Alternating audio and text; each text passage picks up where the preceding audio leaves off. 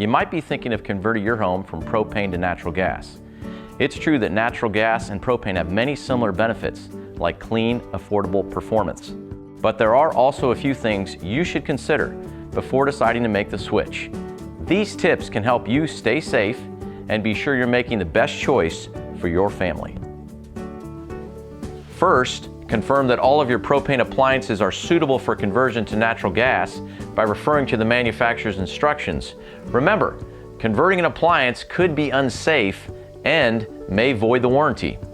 Most importantly, have a professional do the conversion. Only a qualified professional has the training to install, inspect, service, convert, maintain, and repair your appliances. To ensure your family's safety, never modify or repair valves, regulators, connectors, controls, or other tank or appliance components yourself. You could create a gas leak or an appliance malfunction that could cause property damage or worse. Lastly, don't forget the extra costs associated with converting your home to natural gas, such as connection charges, meter fees, utility taxes, and other surcharges. Propane is a trusted fuel that meets your energy needs efficiently and keeps you comfortable year-round. To learn more, get in touch with your propane retailer.